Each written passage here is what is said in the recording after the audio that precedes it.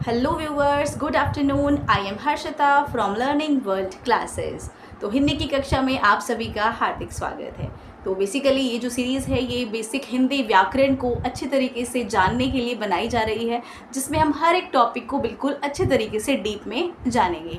तो शुरुआत हमने की थी अपनी सीरीज़ की भाषा से। भाषा किस प्रकार की होती है, कहाँ से उत्पत्ति हुई, किस तरीके की हम किस तरीके से भाषा को या एक्सप्रेस कर सकते हैं, लिख कर, बोल कर, बहुत सारी चीज़ें हमने इसमें पढ़ी। उसके बाद हमने जाना वर्ण विचार जिसके अंदर आ जाती है हमारी वर्णमाला, स्वर, व्यंजन और बहुत सारी चीज़ें। ठीक है, उसके बाद जो हमारा टॉपिक है दैट इज़ शब्द विचार जिसमें हम जो वर्ण होते हैं, वर्णों को जोड़ करके जब हम शब्द बनाते हैं तो उन्हीं शब्दों को किन किन तरीक़ों से बांटा जाता है, यानी कि भेद। तो उसमें हमने बेसिकली 4 भेद पढ़े थे, जो कि हमारे होते हैं। फर्स्ट वाला है उत्पत्ति के आधार पर, यानी कि ओरिजिन क्या है, जो हमने पिछले वाली वीडियो में कवर अप कर लिया, जिसमें तत्सम, तद्भव, देशज, विदेशी शब्द हमने पढ़े थे। उसके बाद हमने बात की है, आज हम बात करने जा रहे हैं व्युत्पत्ति यानी बनावट की दृष्टि से, जो शब्द है वो किस तरीके से बनाए गए हैं। ठीक है, फिर एक थर्ड कैटेगरी आती है अर्थ की दृष्टि से, जिसमें 2 टाइप के होते हैं, जैसे कि मीनिंग्स हो गए ना, एकार्थी यानी कि एक मीनिंग का एक ही अर्थ, एंड अनेकार्थी हो गए यानी कि एक ही शब्द के बहुत सारे अर्थ हो गए, पर्यायवाची, विलोम शब्द, जो कि हम स्टार्टिंग से पढ़ते आ रहे हैं। ठीक है, अच्छा, उसके बाद हम बात करते हैं व्याकरण या विकार की दृष्टि से, जिसमें विकारी और अविकारी शब्द जो हैं वो आते हैं।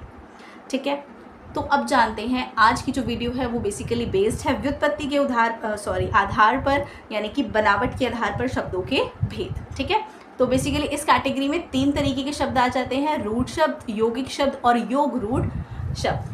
ठीक है, स्टार्टिंग क्लासेस में पढ़ा सबने है, बट कहीं ना कहीं वो डाउट रह जाते हैं ना, उस टाइम पे पढ़ लिया एंड फिर भूल गए, but we have to cover up in deep. Okay, तो रूढ़ शब्द क्या होते हैं ना, भाषा के कुछ ऐसे शब्द जो कहीं ना कहीं किसी एक वस्तु विशेष के लिए यूज़ किए जाते हैं, उन्हें हम रूढ़ शब्द कहते हैं। अच्छा, अब इनकी क्वालिटी क्या है, तो इसमें हम बोल सकते हैं इन शब्दों के ना टुकड़े नहीं करे जा सकते, आप इनको बांट नहीं सकते हो। ठीक है, और इनका कोई स्वतंत्र अर्थ भी नहीं होता, जैसे घर, पानी, किताब, आदमी, मित्र, कलम आदि। ये सभी शब्द हैं, इनका एक अपना मीनिंग है, बट अगर आप इनको तोड़ोगे, पहली बात तो वो टूट ही नहीं सकते। इफ़ आपने अगर उसको तोड़ भी दिया है तो भी उसका कोई अलग से मीनिंग नहीं निकलेगा। ठीक है, तो ये होते हैं हमारे रूढ़ शब्द। फिर हम आ जाते हैं यौगिक शब्द के ऊपर। यौगिक यानी योग से बने हुए, योग यानी कॉम्बिनेशन आप बोल सकते हो। जब 2 या 2 से अधिक रूट या शब्दांश मिलकर एक नया शब्द बनाते हैं तो वो एक यौगिक शब्द कहलाता है। फॉर एग्जाम्पल 2 शब्द हैं हमारे पास, हमने उनको कंबाइन किया और एक नया शब्द बन गया, उसे हम यौगिक शब्द की कैटेगरी में रखेंगे। जैसे पुस्तकालय, ठीक है, लाइब्रेरी, पुस्तक जहाँ पे रहती है पुस्तकालय। प्रधान जमा मंत्री, प्रधानमंत्री यानी प्राइम मिनिस्टर। रसोई जमा घर, रसोई घर, किचन। ठीक है, प्रयोग जमा शाला, प्रयोगशाला यानी कि लैब। ठीक है, तो ऐसे बहुत सारे वर्ड्स होते हैं, जैसे उपकार हो गया, उप जमा कार, उपकार।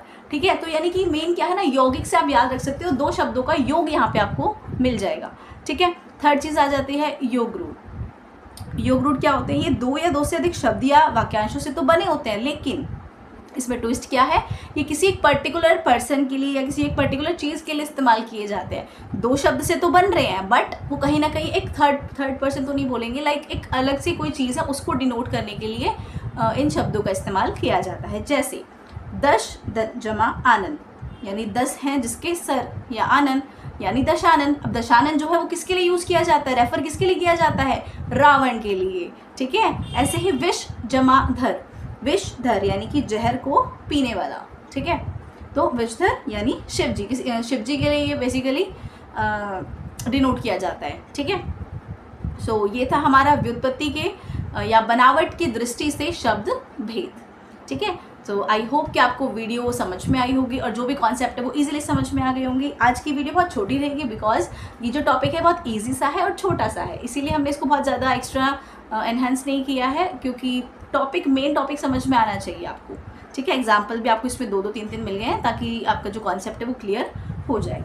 ठीक है, सो आई होप कि आपको वीडियो अच्छी लगी होगी। If you like the video, please do like, share and subscribe. Okay, thanks for watching, bye bye. If you have any doubt तो आप कमेंट सेक्शन में भी लिख सकते हैं। Okay, thanks for watching, bye bye.